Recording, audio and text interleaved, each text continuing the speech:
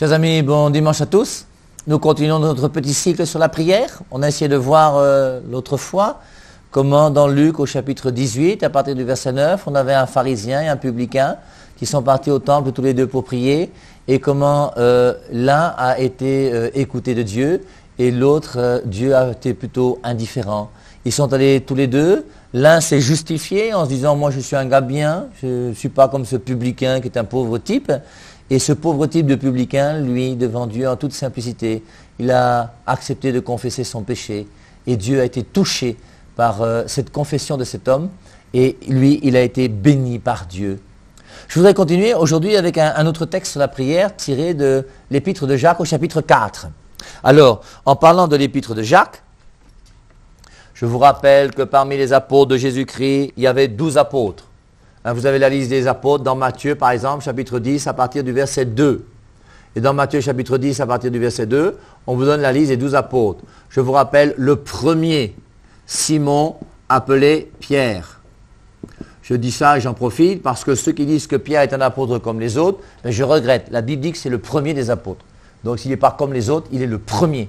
Et s'il est le premier, il faut savoir pourquoi. Et je vous rappelle, la raison, c'est Matthieu 16, 18. Pierre, tu es Pierre, sur cette pierre je bâtirai mon église. Dans Jean chapitre 1, verset 40 à 42, lorsque Jésus-Christ rencontre cet homme pour la première fois, il dit « Simon, tu ne t'appelleras plus Simon, mais tu t'appelleras Pierre. » Et Jésus-Christ a changé le nom de Simon en Pierre. Et la raison c'est laquelle?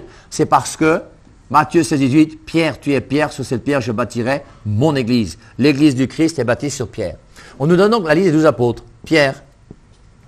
Et Pierre avait avec lui son frère André.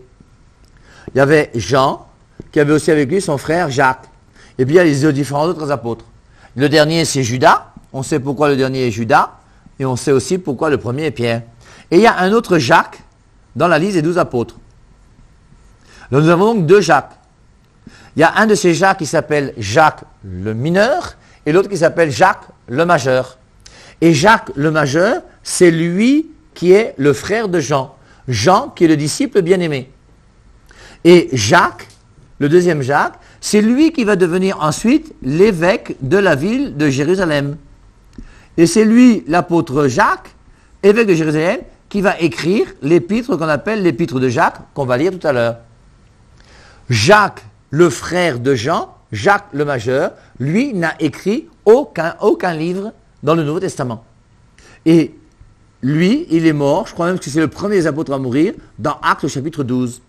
Si vous lisez Actes chapitre 12 à partir du verset 1, vous verrez comment on nous raconte donc la mort de Jacques le majeur, le frère de Jean. Je vous prends même Actes et on va lire ensemble pour vous montrer comment un certain Hérode va régler le compte de Jacques, le frère de Jean. Actes chapitre 12, verset 1. Vers ce temps-là, le roi Hérode porta les mains sur quelques membres de l'Église pour les maltraiter et fit mourir par l'épée Jacques, frère de Jean. Donc, Jacques, le frère de Jean, est mort par l'épée. Dans Actes chapitre 12, je crois que c'est un des premiers apôtres à avoir versé son sang pour Jésus-Christ. Nous sommes dans l'épître de Jacques. Et cette épître de Jacques, écrite donc par l'évêque de Jérusalem, et il nous dit, au chapitre 4, « D'où viennent vos guerres et vos conflits ? D'ici-bas, bien sûr, de vos propres désirs qui mettent la guerre en vous-même. Vous voudriez avoir et vous n'avez pas, alors vous tuez. Vous êtes jaloux et vous n'obtenez pas, alors ce ne sont que guerre et conflits. Mais si vous n'avez pas, c'est que vous ne priez pas. » C'est quand même très joli comme passage. Si vous n'avez pas, c'est que vous ne priez pas. Ça veut dire que Jacques nous fait comprendre que si on priait, on aurait ce qui nous est nécessaire pour vivre. Je vous rappelle ce passage de Matthieu chapitre 6, verset 24, dans lequel Jésus-Christ nous dit d'une manière claire et nette, il faut choisir entre Dieu et l'argent. Et il y a un choix entre Dieu et l'argent. Et au verset 33, il nous dit, occupez-vous premièrement du royaume des cieux et tout le reste vous sera donné par surcroît. C'est pas moi qui dis, c'est Jésus-Christ qui nous dit, mes frères. Et Jésus-Christ nous dit que si on s'occupe de lui en premier lieu, tout le reste nous sera donné par surcroît. on parle d'abord de l'argent. Il faut choisir entre Dieu et l'argent. Et il dit, ne vous inquiétez pas des habits que vous porterez, ne vous inquiétez pas de la nourriture de chaque jour. Je vous rappelle que lorsque quelqu'un n'a pas d'argent, si une maman le matin se lève et que son mari lui dit, comme tu vois, je n'ai même pas l'argent de la ration pour aujourd'hui, je vais me battre. La maman va dire, qu'est-ce qu'on va manger? Et surtout, qu'est-ce que les enfants vont manger? Et dès qu'on n'a pas d'argent, on s'inquiète de la nourriture. Et Jésus-Christ, qui n'est pas fou, dans Matthieu 6, 24, dit, il faut choisir entre Dieu et l'argent. Et au verset 25, il dit, ne vous inquiétez pas de ce que vous allez manger. Mais si vous n'avez pas, c'est que vous ne priez pas. Occupez-vous premièrement du royaume des cieux et tout le reste vous sera donné par surcroît. Pas seulement l'argent, tout le reste. Le mariage, le travail, je sais pas, tout le reste vous sera donné par surcroît. Donc, mais si vous n'avez pas, c'est que vous ne priez pas. Ou bien vous priez, mais vous priez mal et vous n'obtenez rien car vous le dépenseriez pour vos plaisirs. Et combien d'entre nous sont des gens qui vont demander à Dieu un salaire et de l'argent. Et cet argent et ce salaire, je vais l'utiliser comment? Je ne vais pas l'utiliser premièrement pour ma maison. Combien d'hommes chrétiens dans notre église catholique acceptent de montrer le salaire qu'ils ont à leur épouse chaque mois? Dans les couples chrétiens, est-ce qu'on accepte de mettre en commun l'argent qui entre pour voir comment le gérer ensemble? Et cet argent, est-ce que c'est un argent qu'on utilise d'une manière positive ou est-ce que c'est un argent qu'on utilise pour nos plaisirs? Car vous le dépenseriez pour vos plaisirs. Il continue, race adultère, ne savez-vous pas que l'amitié du monde est l'ennemi de Dieu? Qui veut être ami du monde prend parti contre Dieu. Ce n'est pas pour rien que l'Écriture dit, l'Esprit que Dieu a fait habiter en nous et qui nous donne le meilleur est un esprit jaloux. C'est pourquoi elle dit, Dieu résiste aux orgueilleux. Et ces dons sont pour les humbles. Soumettez-vous donc à Dieu. Et on revient dans la même logique de l'autre jour, de notre publicain et notre pharisien. Il faut accepter de se soumettre à Dieu, accepter de faire la volonté de Dieu. Occupez-vous premièrement du royaume des cieux et tout le reste vous sera donné par surcroît. Et si je n'accepte pas de mettre Dieu à la première place dans ma vie, à ce moment-là, ma prière est une prière qui n'est pas bonne. Et c'est pour ça qu'il dit, vous priez, mais vous priez mal. Et comme je vous disais l'autre jour, pour moi, la mauvaise prière, c'est quoi? C'est lorsque j'utilise une prière en cherchant une seule chose, c'est que Dieu puisse réaliser et faire ma volonté. Et l'important pour nous, c'est pas que nous puissions faire, que Dieu puisse faire notre volonté, mais c'est que nous puissions accepter de faire la volonté de Dieu. C'est la volonté de Dieu que nous devons chercher en premier lieu. Et Dieu sait mieux que nous ce qui est bon pour nous. Lorsque nous prions, mes amis, il faut que notre prière ne soit pas, premièrement, une récitation machinale de choses, que ce soit une prière qui soit simple, la prière d'un ami qui se confie à un ami, la prière d'un dialogue entre deux personnes qui s'aiment.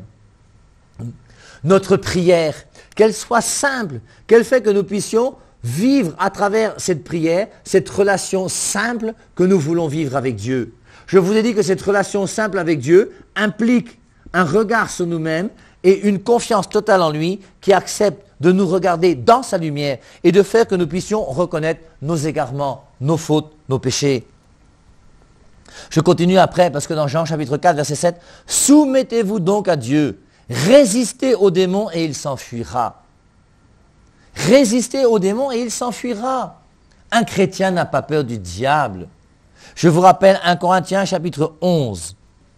Dans 1 Corinthiens chapitre 11, c'est le passage où Saint Paul nous parle de la scène.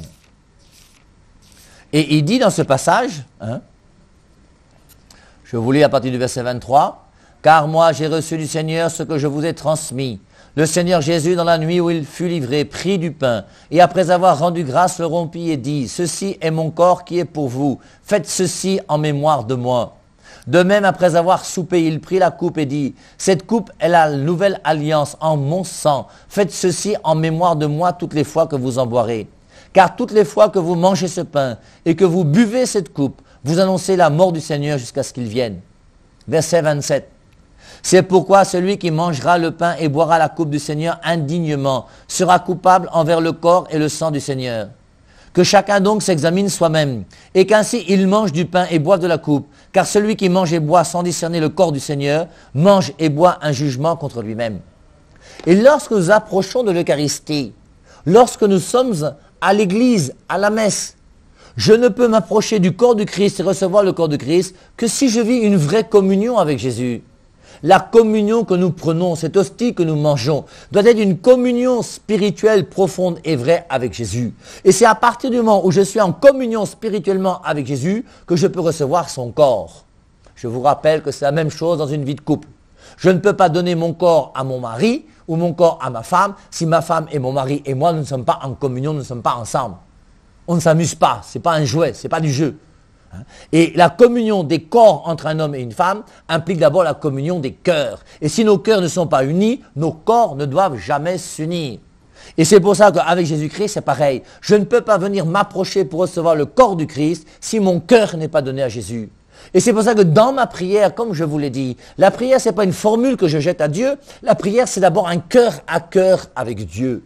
Et si ce cœur à cœur n'existe pas, ma prière sera toujours une prière inefficace et nulle qui servira à rien. Et je ne serai absolument jamais exaucé. Ça, c'est une condition fondamentale et nécessaire. Je continue avec ce verset. Puisqu'on a lu dans Jean chapitre 4, « Résistez au démon et il s'enfuira ». Et je sais que parmi vous, il y a des gens qui ont peur du démon. Dans ce passage de 1 Corinthiens chapitre 11, verset 30, il est dit, on vient de nous dire qu'il y a des gens qui vont à la messe et qui prennent la communion pour leur propre condamnation. Ils vont à la messe, ils prennent le corps de Christ alors qu'ils vivent mal. C'est pour cela qu'il y a parmi vous beaucoup de malades, d'infirmes et qu'un assez grand nombre sont décédés. Il y a des gens qui sont infirmes, malades ou qui décèdent parce qu'ils ne vivent pas cette communion vraie avec Jésus. Et c'est pour ça que c'est important pour nous, en vivant cette communion vraie avec Jésus, en se soumettant à Dieu, Dieu sera là et Dieu va nous aider. Je vous rappelle qu'aucun homme sur terre, s'il est chrétien, ne peut mourir de sorcellerie. Si dans votre vie, vous avez rencontré un jour un frère, un ami, un proche, qui est mort de sorcellerie, s'il est mort de sorcellerie, c'est qu'il n'était pas chrétien. Parce que le chrétien ne peut pas être touché par le diable. Le diable n'est rien devant Dieu. Le chrétien, c'est celui qui marche avec Dieu. Et quand Dieu est avec toi, le diable ne peut plus rien faire. Parce que Dieu est là et Dieu te protège. Et dans une véritable prière, dans une vraie relation amoureuse avec Dieu, je ne m'occupe pas du diable. J'en profite pour vous dire, tous ces pasteurs des églises, je ne sais pas comment il faut les appeler aujourd'hui, qui commencent à vous parler du diable matin, midi et soir, qui commencent à vous dire qu'on vous a envoûté, on vous a ensorcelé, on a mis un serpent dans ton ventre. Quand tu commences à avoir un cafard qui traverse le salon chez toi, tu commences à prendre autorité au nom de Jésus-Christ. En disant, oh cafard, qui t'a envoyé? Au nom de Jésus-Christ. Au nom de Jésus-Christ quoi, mon frère? Laisse le nom de Jésus-Christ tranquille.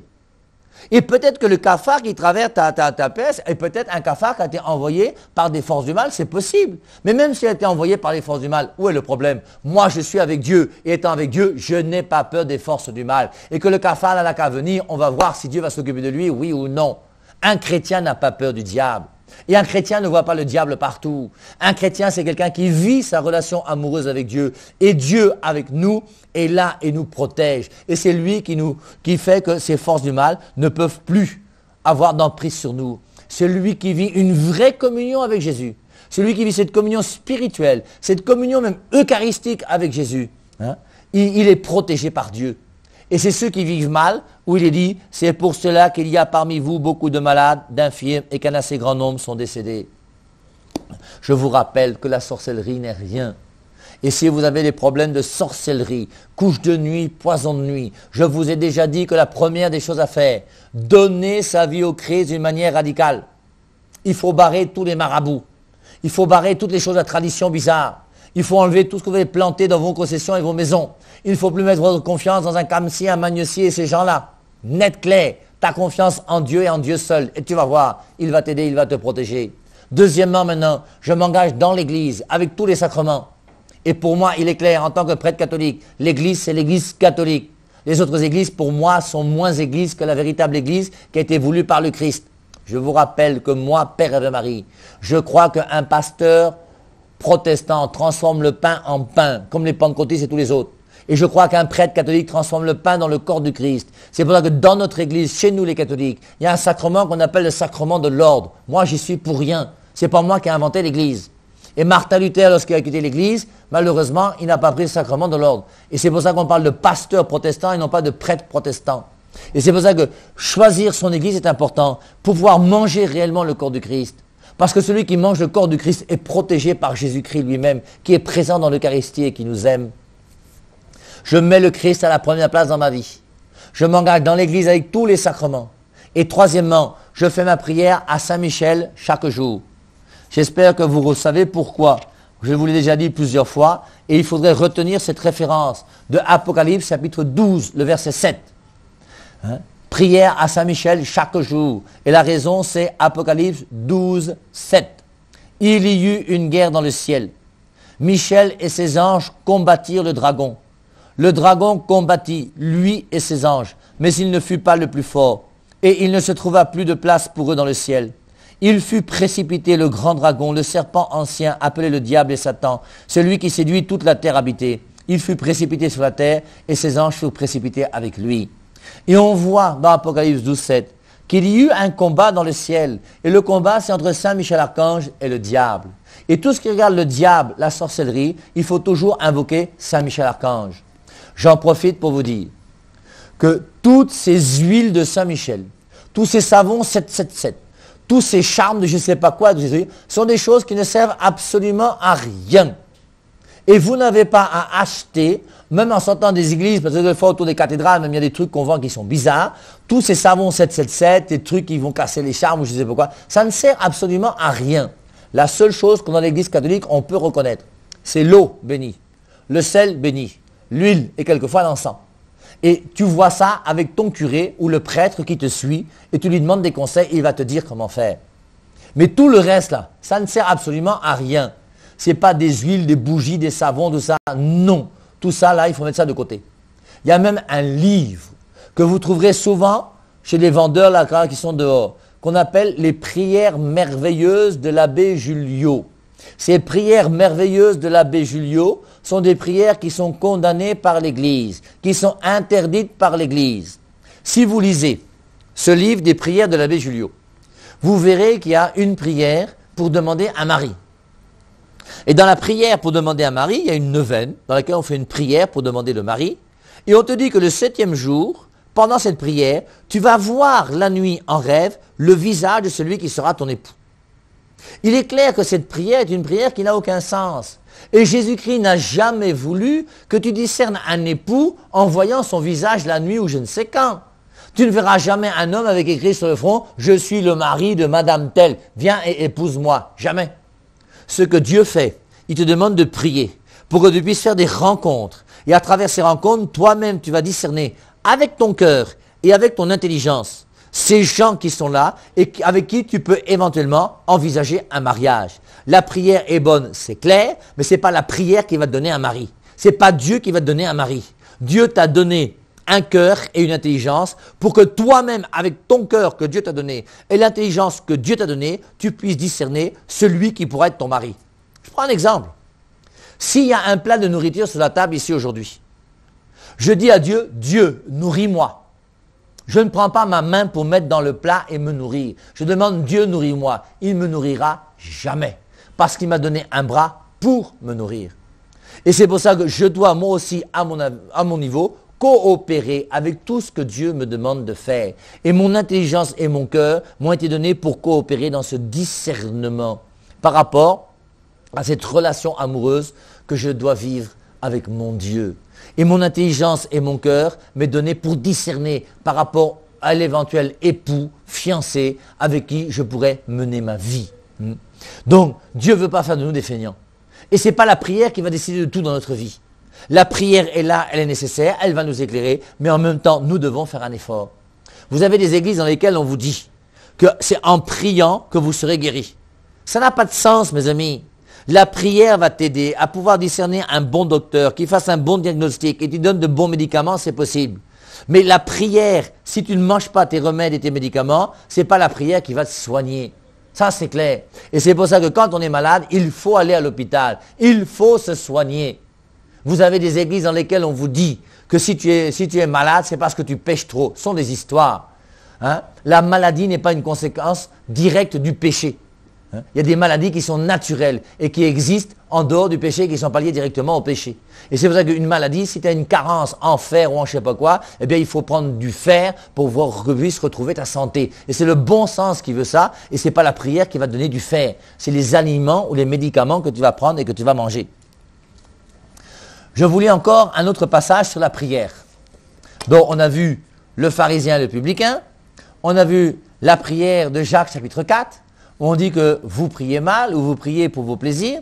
Et là, on va voir maintenant Genèse chapitre 18.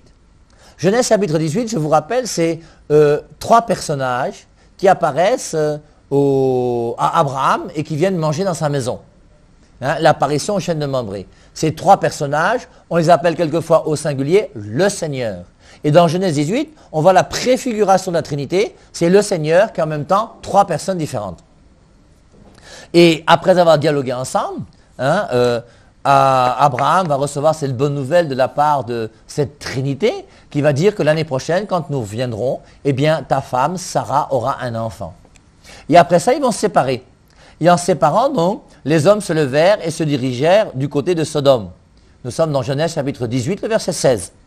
Abraham marchait avec eux pour les reconduire. Yahvé dit alors, je ne peux pas cacher à Abraham ce que je vais faire. Abraham, en effet, va devenir une nation grande et puissante. C'est en lui que seront bénies toutes les nations de la terre. Je l'ai choisi pour qu'il ordonne à ses fils et à sa descendance après lui de suivre le chemin de Yahvé en pratiquant la justice et le droit. Ainsi Yahvé réalisera pour Abraham ce qu'il lui a promis. Alors Yahvé dit, comme il est grand le cri qui s'élève contre Sodome et Gomorrhe, comme leur péché est grave. Et donc dans cette ville, il y avait des gens qui vivaient très mal. Sodome, je pense que c'est ça qui est à l'origine de sodomie. Et les gens qui vivaient très mal, eh bien, ils ont été punis par Dieu. Je vais descendre et voir si vraiment ils ont fait tout ce qui remonte jusqu'à moi et qui crie contre eux. S'il en est ainsi, je le saurai bien. Je suis au verset 22. Les hommes partirent de là et se dirigèrent vers Sodome. Mais Yahvé se tenait encore debout devant Abraham. Abraham vint à lui. Vraiment, vas-tu faire mourir le juste avec le méchant? Et on voit ce dialogue si beau entre Abraham et Dieu. Et Abraham et Dieu vont dialoguer ensemble comme des amis. Et Yahvé a dit, est-ce que je vais cacher à mon ami Abraham ce que je vais faire? Et j'ai l'intention de punir cette ville de Sodome. Et Abraham va venir intercéder pour cette ville en disant à Dieu, Abraham vint à lui, vraiment, vas-tu faire mourir le juste avec le méchant? Peut-être y a-t-il 50 justes dans la ville. Vas-tu détruire et ne pas pardonner à la ville à cause de ces 50 justes? Et vous voyez ce petit dialogue très joli entre Abraham et Dieu. Et Abraham lui rappelle que Dieu, tu aimes quand même les hommes. Et si parmi, dans cette ville, il y a 50 justes c'est quand même tellement beau que tu ne vas pas détruire la ville et détruire ces 50 justes avec tous ces pécheurs qui sont là-bas. Tu ne peux pas agir de cette façon-là, faire mourir le juste avec le méchant, traiter le juste comme le méchant. Non, tu ne peux pas. Est-ce que celui qui juge toute la terre ne pratiquerait plus la justice? Il avait dit, si je trouve 50 justes parmi les habitants de Sodome, je pardonnerai à toute la ville à cause d'eux. Abraham reprit, quelle audace ai eu de parler à mon Seigneur, moi qui ne suis que poussière et cendre. L'humilité d'Abraham, qui cause avec Dieu simplement, comme il faut savoir causer avec Dieu simplement, c'est notre ami, il est notre Dieu. Peut-être manquera-t-il 5 justes pour en avoir 50. S'il en manquait 5, détruirais-tu toute la ville? Yahvé répondit, je ne détruirai pas la ville si je trouve 45 justes. Vous voyez comment Abraham est astucieux.